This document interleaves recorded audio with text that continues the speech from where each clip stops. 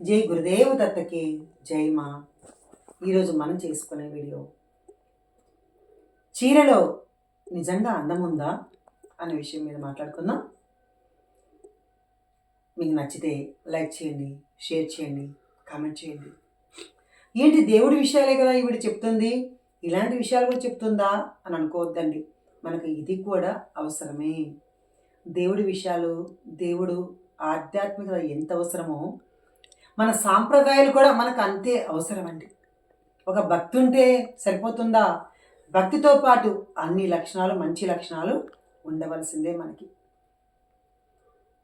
చీరలో అంత అందం ఉంటుందా అని అంటే నిజంగా చీరను ఎవరు కనిపెట్టారో కానీ చీర కట్టుకుంటే ఉన్నంత అందం ఎందులోనూ రాదండి. నిజంగా వాస్తవానికి ఎందులోనూ రాదు. పాత చీర కట్టుకున్న, చిరిగిపోయిన చీర కట్టుకున్న, ఒకవేళ ఏ కలర్ఫుల్గా లేని చీర కట్టుకున్న, ఏదైనా సరే చీర కట్టుకుంటే ఆడవాళ్లకు అంత అందంగా ఉంటారండి. మీరు మంచి మంచి ఒక అంటే డ్రెస్సులు కొన్ని వేలలో డ్రెస్ వేసుకోండి, లేదంటే కొన్ని వందలు పెట్టి అంటే వేలు పెట్టి నైటీలు కొనుక్కోండి. ఎన్ని వేసుకున్నా చీర కట్టినంత అందంగా ఏది ఉండదండి. అంటే అంత చీరకు అంత వాల్యూ ఉందన్నమాట. అసలు అందం ఒక పక్క ఉంచితే ఆ చీర కట్టుకుంటే ఎంత విలువలు పెరుగుతాయో తెలుసా? నిజంగా చాలా పెరుగుతాయి. ఎదుటి వాళ్ళు చూస్తే, మనం చూస్తే నమస్కరించాలి అనిపిస్తుందండి. మనం ఎలా కట్టుకోవాలి చీర? చక్కగా ఏదో కట్టుకోమన్నారు కదా అనేసి చీర కట్టుకోమని అన్నారు కదా అని ఎట్లాగంటే అట్లా కట్టుకోకూడదు.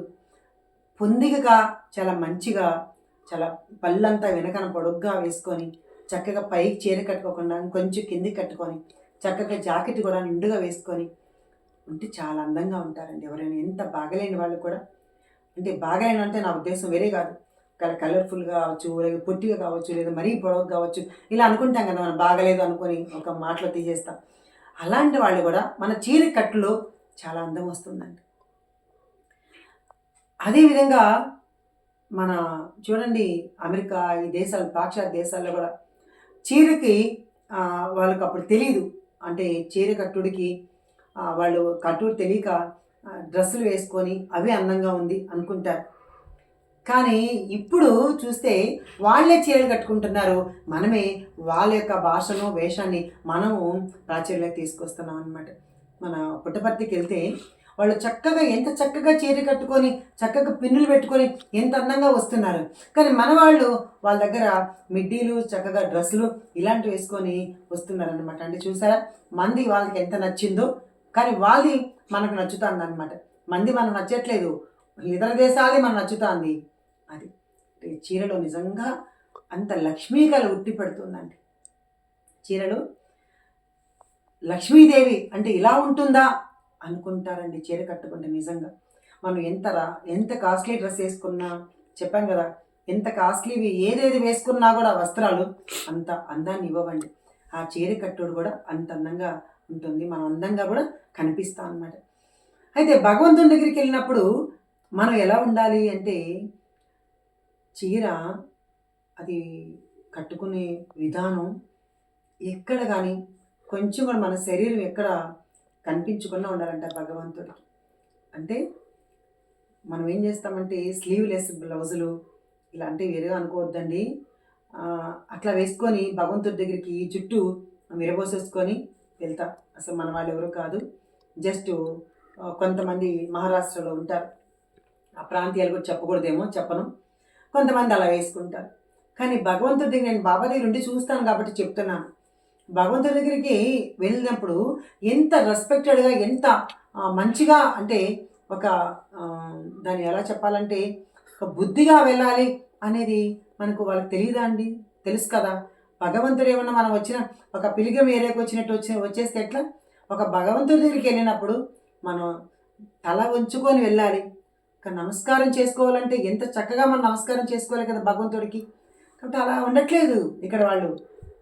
కొంతమంది తలంతా జుట్టు విరబోసేసుకొని చక్కగా స్లీవ్లెస్ వేసుకొని అసలు చున్నీలు కూడా లేకుండా డ్రెస్సుల మీద ఇట్లా వస్తున్నారంటే అలా వస్తున్నారండి. నిజంగా డ్రెస్ కోడ్ ప్రతి మందిరంలోనూ పెట్టాలండి, ఒక పెద్ద పెద్ద సంస్థానంలో పెట్టాలి, ఒక షెడ్యూల్ పెట్టాలి. ఇప్పుడు తిరుమల పెట్టారు చక్కగా, పంచే అలౌడు.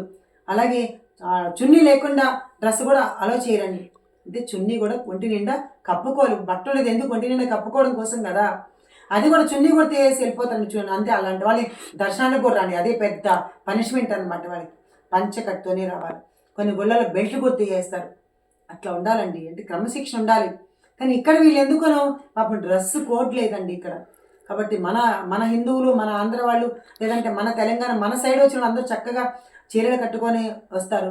కానీ ఇక్కడ కొంతమంది, చాలామంది ఇటు పక్క చుట్టుపక్కల జుట్టంతా విరబోసేసుకొని భగవంతుడి దగ్గరికి ఇచ్చేటప్పటికి కావాలని ఇంకా జుట్టు కూడా ముందు 2 ఎంటుకలు వేసుకొని అదేదో అందం అనుకుంటారు. అది అందం కాదు, అది అందం. అది చక్కగా కనీసం రబ్బర్ బ్యాండ్ వేసుకొని సరిగ్గా కనీసం క్లిప్ అన్న వేసుకోవడం అది మన సంస్కారం కదా అని వాళ్ళకు ఉండాలండి. కానీ అది కూడా వేసుకోరు. సరే, ఎవరితో మనకు అవసరం లేదు. మనం పుట్టపర్తి వెళ్ళి చూస్తే చక్కగా వాళ్ళు చీరను ఎలా వాళ్ళు కట్టుకుంటారంటే, అక్కడ ఉన్న మనం వెళ్ళినా సరే మనకు చక్కగా ఈ పళ్ళు ఇలా తీసి చక్కగా ఇక్కడ ఏమాత్రం ఒక కనీసం పొట్ట కూడా కనిపించకుండా ఇట్లా పెట్టేసుకుని చెప్పుకోమంటారండి అందరూ. సాయిరామ్, ఇంతే అనమాట. అప్పుడు నచ్చింది, అబ్బా ఎంత బాగుందో కదా ఈ సిస్టమ్ ప్రతి గుడిలో పెడితే ఎంత బాగుంటుంది అనిపించిందండి. కాబట్టి మన చీర, మన కట్టు, మన బొట్టులు ఎదుటి వాళ్ళు మనకు నమస్కారం చేసేలాగా మనం ఉండాలి తప్ప ఎప్పుడు ఏంటి ఆవిడ అని అని మనం ఎక్కడ అనిపించుకోకూడదు. అబ్బాయిలు కావచ్చు, అమ్మాయిలు కావచ్చు, ఎవరైనా కావచ్చు, మన యొక్క దుస్తుల్లోనే చాలా అందం అనేది ఉందని ఎంతమందికి తెలుసు. కాబట్టి ఒకసారి మనం చిన్నప్పటి నుంచి ఆ పేరెంట్స్ కూడా అలవాటు చేయాలి. నా బిడ్డ మోడ్రన్గా పెరగాలి, నా బిడ్డ మోడ్రన్గా ఉంది అని అనుకుంటాం. కానీ మోడ్రన్ అనేది నీ దుస్తుల్లోనే ఉందండి. మోడ్రన్ అనేది మనం ఏదో అనుకుంటాం, జుట్టీర పోసుకోవడంలోనూ దీంట్లో లేదండి. చేసుకో, కాలానికి అనుగుణ బట్టి చేసుకోండి, ఇందులో తప్పులేదు. మళ్ళీ అలాగని మా జుట్టీర వేసుకోకూడదని నన్ను మీరు క్వశ్చన్స్ అడితే నేనేం చెప్పలేను. అది ఎప్పుడు ఫంక్షన్స్లో లేదంటే ఇంకేదో పోనీ పెళ్ళిళ్ళలో ఏదో అట్లా చేసుకునే అర్థం ఉంది. కానీ భగవంతుడి దగ్గరికి వెళ్తే చక్కగా జడ వేసుకోవడం వచ్చు, లేదా పోనీ క్లిప్ పెట్టుకోవడం వచ్చు, ఇన్ని వచ్చు కదా. దాని మూలన అలా జుట్టు విరవేసుకోవడం వల్ల ఏమవుతుందంటే నెగిటివ్ ఎనర్జీస్ అంతా మనకు వస్తాయమ్మా. అది తెలియదు వాళ్ళకి పాపం. నెగిటివ్ ఎనర్జీస్ అక్కడ ఫోకస్ అవుతాయి. కాబట్టి ముడి అన్నా పెట్టుకోవాలి. ముడి పెట్టుకోకుండా మనకి ఇష్టం లేదనుకో జడ వేసుకోవాలి, లేదా క్లిప్ అన్నా మనం పెట్టుకోవాలి. ఇలా చేసుకున్న హిందూ సంప్రదాయాన్ని కాపాడి భగవంతుని దగ్గరికి మనం వెళ్ళినప్పుడు ఎంత అణిగి మణిగి ఒదిగి ఉండాలన్న విషయం మనం చక్కగా నేర్చుకుందాం.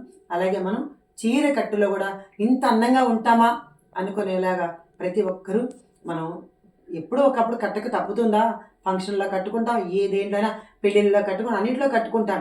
కానీ ప్రతిరోజు మన అమ్మ నాకు కన్వెంట్ లేదు, నా వల్ల కాదు అని అనుకుంటాం. నేను అలాగే అనుకుంటా. కానీ ఇప్పుడు దాని గురించి నేను చెప్పట్లేదు. చీర కట్టుకుంటే అందంగా ఉంటుంది అన్న విషయం నేను చెప్పుకోను, అందరికీ తెలిసిన విషయమే. కానీ మళ్ళీ ఒకసారి నాకు అలా చెప్పాలనిపించి చెప్పాను. ఇందులో ఎవరిని ఉద్దేశించి కాదు. సద్గురు సాయినాథ్ మహారాజ్కి జై మా.